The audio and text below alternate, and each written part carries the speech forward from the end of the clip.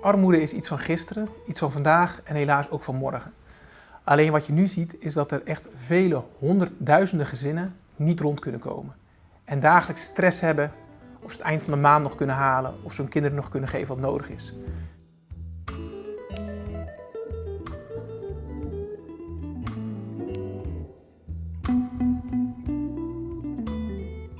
Ik word er verdrietig van, omdat het zoveel mensen zijn. En omdat ik eigenlijk ook weet, gewoon ook door contacten met andere instanties, dat dit het topje van de ijsberg is.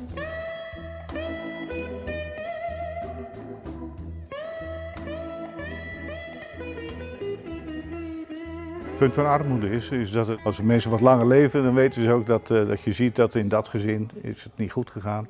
En in het volgende gezin gaat het weer niet goed. We hebben natuurlijk de participatiewet, die omvat nu bijna alles. En dat betekent dat iedereen mee kan doen. Maar goed, dat valt de bijstand onder, daar valt WW onder, daar valt een hele stel regelingen valt daaronder. Waar de gemeente mee aan de slag is. En uiteindelijk gaat het over de mensen waar je het voor doet, die bij je aankloppen, die onder een bestaansminimum zakken. Of in ieder geval in armoede leven. En daar voeren wij gewoon de participatiewet uit, maar de gemeente doet meer dan dat. Want wij proberen de mensen ook verder te faciliteren om uit armoede te komen. Want dat is uiteindelijk het doel. Iedereen moet mee kunnen doen op zijn of haar niveau en daar dan ook geluk in de samenleving kunnen vinden. Maar we zien ook dat dat erg ingewikkeld is voor de gemeentes wanneer er op landelijk niveau lagere uitgangspunten zijn. Men heeft nu bijvoorbeeld het minimumloon met 10% verhoogd. Nou, dat was ook wel duidelijk nodig, ook gezien de inflatie, stijging van energiekosten, stijging van levensonderhoud. Ja, de participatiewet die geeft eigenlijk natuurlijk de mogelijkheden aan die wij als gemeente hebben om mensen bij te staan. Dus bijstand is natuurlijk niet voor niks, heet niet voor niks bijstand, het is bijstaan van mensen. En de participatiewet is eigenlijk gewoon heel streng. Als je dat leest, dat iemand, een bijstandsmoeder, die wordt dan bijgestaan door haar eigen moeder, die dan 1 keer in de week een tas met boodschappen levert. Ja, en die krijgt dan vervolgens een korting. Die participatiewet is redelijk streng. Streng niet alleen naar de mensen, maar ook naar de uitvoerders. Want wij zijn degene die als er een aanvraag is, dat moeten beoordelen of er geen dingen gebeuren die onrechtmatig zijn. Want als wij onrechtmatig geld verstrekken, ja, dan krijgen wij ook dat geld niet. Dus wij zijn ook wel met handen en voeten gebonden aan die veel te strenge participatiewet. In 2012 riep de koning, de participatiewet komt eraan, hoera, hoera, hoera in de troonrede.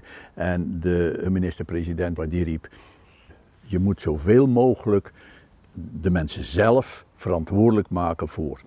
Prima, ik ben het er helemaal mee eens. Iedereen moet zoveel mogelijk verantwoordelijk zijn voor datgene wat hij doet.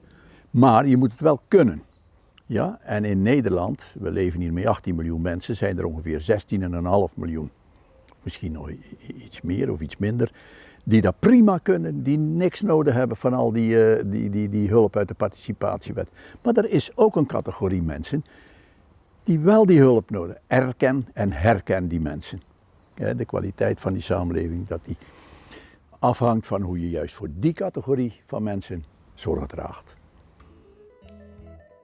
Als je kijkt naar de sociale werkplaatsen, mensen die SW, sociale werkvoorziening, deel konden nemen, ja, dat wordt uitgefaseerd. Dus er zijn steeds meer mensen die met weinig achtergrond, met niet zo heel veel talenten, dan losgelaten worden op een maatschappij en daar zichzelf moeten redden.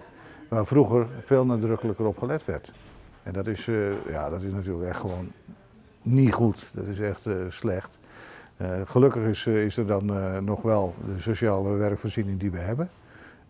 Dat is Dayton, dat doen we zeer Vlaams breed. Daar hebben we afspraken ook over met onze sociale zaken hoe we dat dan oppakken. Ja, uiteindelijk hebben wij best wel redelijk wat mensen die voor ons echt mensen individueel begeleiden. Om te kijken wat voor mogelijkheden hebben die. En dat kan van alles. Hè. Dan kan je een opleiding volgen, je kan een stage lopen. Al die mogelijkheden zijn er Maar uiteindelijk is het wel dat deel kunnen nemen aan het arbeidsproces en je inkomen kunnen verdienen, is wel een belangrijk onderdeel om te zorgen dat mensen zelfstandig hun bestaan weer op kunnen bouwen.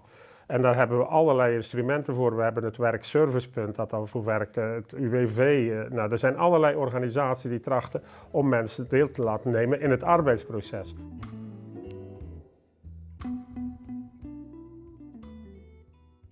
De gemeentes zien ook wel dat het best moeilijk is om mensen te bereiken. We doen allerlei folders uitgeven, we zitten op de website. We gaan bijvoorbeeld naar de voedselbank om ook regelingen onder de aandacht te brengen. Dat doen we allemaal wel, maar toch kan er zijn dat mensen zich best wel schamen in de situatie waar ze in zitten en geen hulp zoeken. En die mensen zijn moeilijk te bereiken, dat realiseren we ons ook. En als je helemaal aanklopt en je komt al in een hulpverleningstraject, ja, wij zijn dat liever wat voor. Nou, als je kijkt naar de speciale voorzieningen die er zijn, bijvoorbeeld voor mensen die zeg maar een vorm van bijzondere bijstand nodig hebben. Een van de dingen, ik weet niet of dat nog duidelijk is, maar ooit was er een wet voorziening gehandicapten. Die werd afgeschaft en toen werd er gedacht van ja, hoe kunnen we die mensen die toch ook aan de onderkant zitten en dan vervolgens een ziektekostenverzekering moeten afsluiten die heel duur is en daar allerlei dingen extra voor moeten betalen, hoe kunnen we die nou ontzien? En daar is bijvoorbeeld de gemeentepolis uit voortgekomen. Een gemeentepolis waarin je kan zorgen dat mensen tegen een laag tarief toch goed verzekerd zijn. En zo zijn er verschillende dingen, maar er zitten ook dingen in die wij ontwikkelen of ondersteunen, als bijvoorbeeld de voedselbank of de kledingbank. En als je mij in mijn hart kijkt, dan heb ik eigenlijk liever dat we mensen fatsoenlijk een uitkering geven, als dat we ze afhankelijk maken van een voedselbank of een kledingbank. We hebben geen bijstand bedacht om mensen dan vervolgens afhankelijk te maken van dit soort zaken. Wat me erg geraakt heeft, op een gegeven moment de film hebben we gekeken, I, Daniel Blake. Het gaat over een man die uiteindelijk met hartfalenproblemen heeft en dan vervolgens naar de gemeente moet om een uitkering. En langzaam zie je dat hij eigenlijk verwordt tot iemand die krachtig was, tot iemand die eigenlijk helemaal afhankelijk wordt, een nummer wordt en eigenlijk niet naar geluisterd wordt. En iedereen vindt dat een prachtige film. En iedereen spreekt schande van de gemeente dan. En als je dan vervolgens kijkt ik heb het besproken met mensen ook in kerken. Als je dan vervolgens zegt van vinden jullie als gemeente zijn schandalig bezig. Ik zeg maar, hoe praten jullie in je gewone dagelijkse ding, als je op een verjaardagsfeestje zit, over iemand die in een uitkering zit? En dan blijkt dat jullie eigenlijk degene zijn die politiek gezien aansturen dat wij het zo streng maken. Dus we maken bij wijze van spreken die gemeente zelf. En wij worden dan als gemeente gezien als de boeman. Terwijl ik eigenlijk vind dat als wij niet openstaan voor mensen die het minder hebben, dan veroorzaken we zelf dit soort systemen. En daar word ik kwaad om. Het zou eigenlijk niet uit moeten maken, vind ik, in welke gemeente je woont, wat je aan ondersteuning krijgt. Wij hebben in Zeeuws-Vlaanderen intensief overleg met elkaar, zodat het in Sluis, Terneuzen en Hulst toch zoveel mogelijk gelijkluidend is. Dat je voor dezelfde dingen in aanmerking komt. Nou, we hebben ook overleg Zeeuwse overheden om te proberen dat zoveel mogelijk in lijn met elkaar te brengen. Dat vind ik wel. Maar dat is moeilijk, want elke gemeente heeft toch wel zijn specifieke dingen.